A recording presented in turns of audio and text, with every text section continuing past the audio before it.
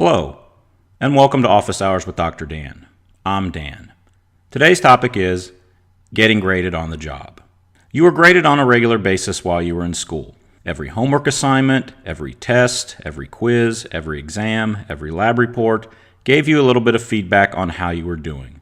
With a little bit of work, you could figure out your average and have an idea of how you were doing at any given time. Just because you've left school does not mean you are finished being graded or evaluated.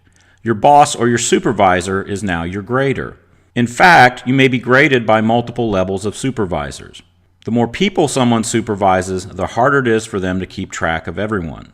Things are also more complicated now because you're probably going to get less feedback, and what constitutes a passing grade can be fluid. You're probably not going to receive a report card 2 or 3 times a year. If you're lucky, you may get a mid-year review and a final review, maybe just a final review.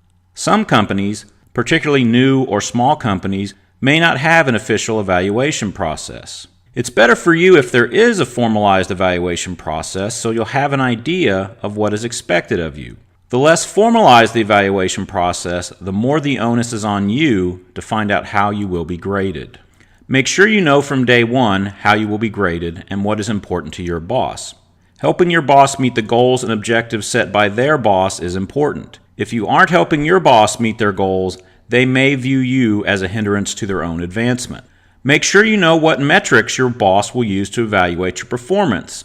Is it going to be lines of code written or debugged? Is it going to be billable hours per week? Is it going to be product or services sold or customer complaints resolved? Make sure you know what you're being graded on. Ask how many people with similar responsibilities meet their objectives. It's a warning sign if very few people meet the objectives, or your boss won't tell you how many people meet their objectives. Keep track of what you do so that you can provide your boss with information for your review. Don't expect your boss to keep track of what you do.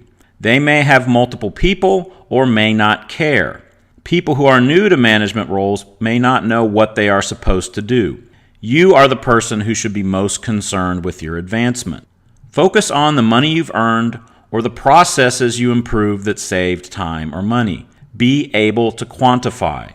Can you answer the question, why should we keep you around, with a strong response?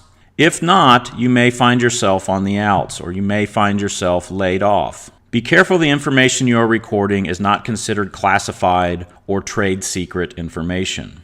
Show your boss the things that you did where you took initiative, or solved a problem without being told to solve the problem. Initiative can separate you from the pack. Most bosses like it when someone brings them a solution to a problem they didn't know existed or hadn't assigned to someone to fix yet. There's always the risk your boss may think you are gunning for their job. Maybe you are, but don't go talking about that at work. You never know what will get back to your boss. Your boss may not be familiar with newer applications or software or updates to older software that may be useful to your company. Some people keep doing things because that's how it's always been done. If you are a real tech fan, you may want to take it upon yourself to become the expert on the software or applications that your group uses. If there already is an expert, maybe you want to become their backup. Becoming hard to replace makes you more valuable to the company. If they do let you go, then you have learned new skills that will help you find a new job faster. Will your company pay for you to take a class or to attend a seminar? Is there an online course or video you can watch if your company won't send you to a formal seminar?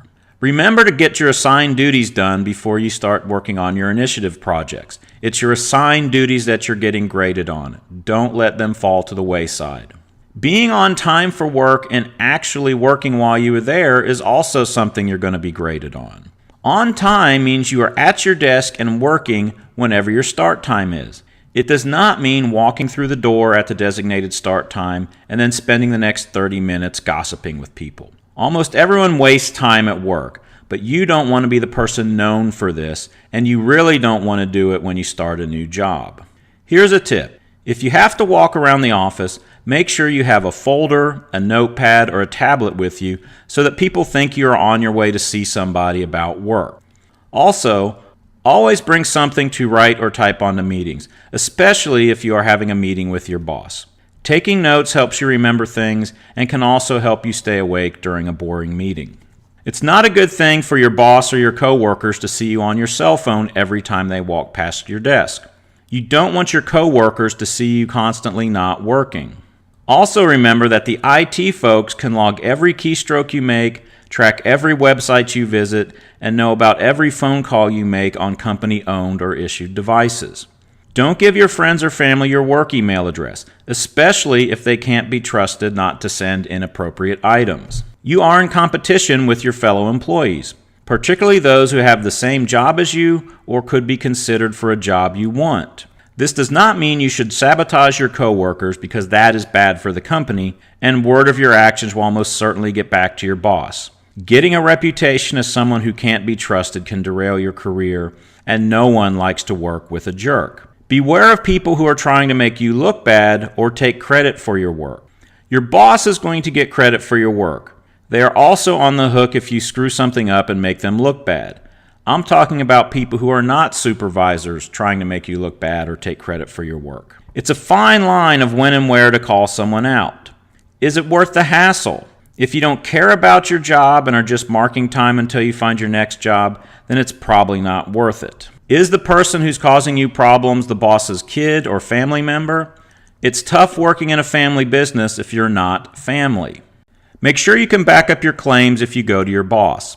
Talk to your boss in private rather than calling out the offender in public. It's risky to try to talk with someone who's been taking credit for your work. They could say you threatened them and then it's your word against theirs. Who knows what someone who's been lying about what they do at work would do to keep their job. Being seen by your superiors can be important. Your boss and the higher-ups who have to approve raises or promotions need to be able to put a face with a name. Also, it's harder for bosses to lay off someone that they know. You're not sucking up if there's a valid reason to get face time with your superior. Many people don't like to speak in front of others. Get over it by taking a public speaking class or joining a club to get practice speaking in public. The more nervous public speaking makes you, the more you need to practice before you make your presentation. Practice in front of people or in front of a camera. Watching a playback of yourself giving a presentation can be very painful, but it's also extremely useful in providing information about whether or not you say or ah too many times or you have some other tic that would detract from the presentation. If you're practicing in front of people, make sure they will give you honest feedback. You don't want to select people that are just going to say, yeah, everything was great, when it wasn't. By the same token, if you're asking someone to give you their time, then you should at least consider whatever feedback they give you. It's also painful to be in the audience and have to listen to someone mumble their way through a presentation full of ums and ahs and large gaps of silence. Most people in the audience are rooting for you and they want you to do a good job, if for no other reason than to keep them awake. Being able to prioritize your work is also part of what you'll be graded on. You really can't say no to your boss, but you need to make sure they don't overload you. Some bosses can be lazy and will load up the good worker rather than dealing with a slacker. That's not fair to you, especially if you're on salary and not getting paid for the extra hours you're working, while the slacker gets to go home on time. You want to be seen as a team player, but you don't want to get taken advantage of by people trying to offload their work. If you let your boss know that you're overloaded and they keep piling on the work, it's a sign that it's time to look for a new job. In the meantime, prioritize your work, show the boss the list, and work from there. If they tell you that everything is important, then nothing's important. Getting along with your fellow employees is also part of your job. You don't have to be friends with your coworkers, but you shouldn't be enemies. School rivalries should end when you leave school. Does it really matter who won some game? Even if you were on the team in school, you aren't now. Move on. It's not a good idea to antagonize your boss if they love Team A and you love the rival Team B. In a similar vein, it's not your job to convert your coworkers to your views, and they shouldn't try to convert you to theirs. It's not a good idea to discuss politics or other hot-button topics at work. Leave those discussions for your personal life.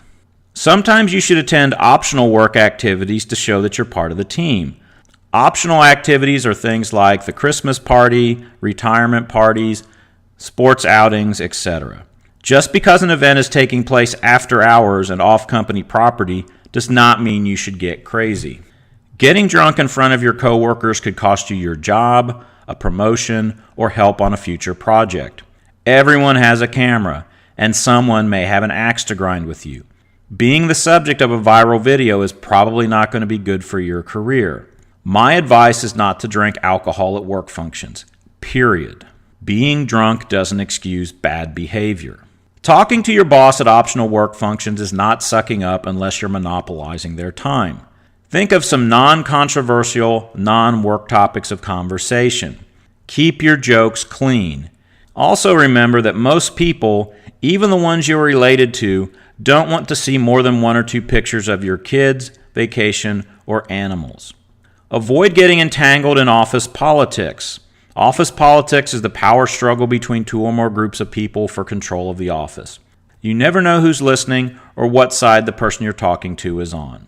So over the last few minutes, I've talked about being graded at work.